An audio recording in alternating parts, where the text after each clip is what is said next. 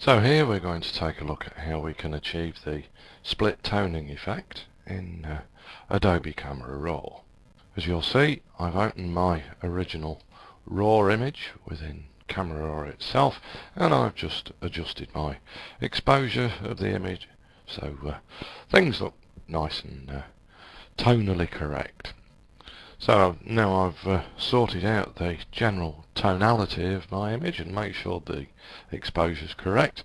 We want to begin by converting the image to grayscale, and for that within Camera Raw we want to click on the HSL Grayscale tab. I'm going to check the Convert to Grayscale box, and Camera Raw will use its default settings. Now you can change these, of course. I'm just going to pull the reds up a little more on that. You'll get used to this dialog. It's really just a case of tweaking the various color range sliders until you're happy with the result, and I think that's looking pretty good there. So once we've completed the Convert to Grayscale, we'll continue and simply click on the Split Toning tab. Now in this tab we can split tone by applying one particular hue to the highlights in the image and another hue to the shadows, which in effect is what split toning is all about. Now there's one important point to note on here.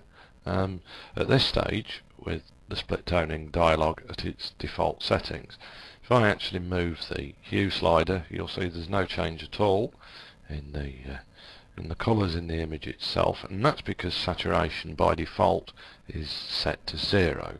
So a really good place to start here is by just dragging the saturation up a little to somewhere around 30, or even higher if you want to see the effect a lot stronger.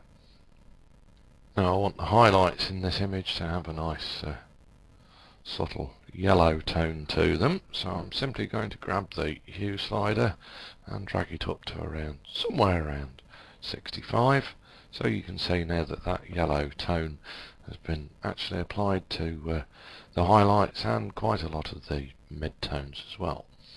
Okay, now we want to apply some colour to the shadows.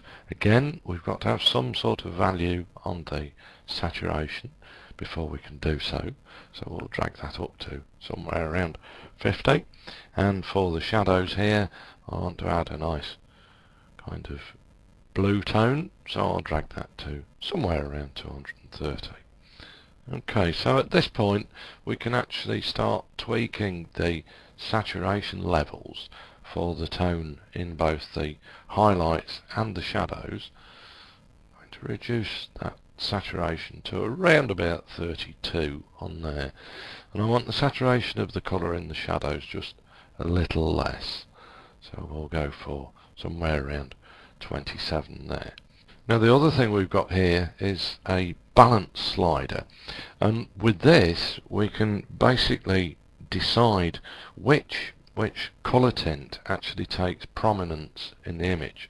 You'll see by default it's set for 0, but if I now grab this balance slider and drag it towards the light side of the scale, you'll see that the yellows in the highlights become far more obvious and evident within the image than the blues in the shadows.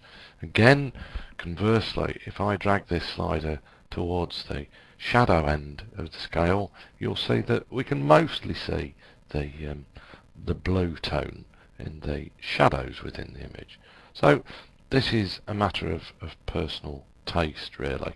I think in actual fact for this I want my highlight tone slightly more obvious than the tone in the shadows. Again, we can always go back at this point and adjust the saturation of each of the tones. Just depends how vibrant you want your colours in the finished split tone itself. So as you can see, creating a split tone in Camera Raw is very simple and straightforward. Once we've finished this, we can simply click on Open Image to save the settings to the original RAW file and open the image in Photoshop. From this point we can do a little more editing if necessary. We could tweak the curves and the levels a little, but you'll see that's a really great way to add lots of subtle colour and atmosphere to your monochrome images.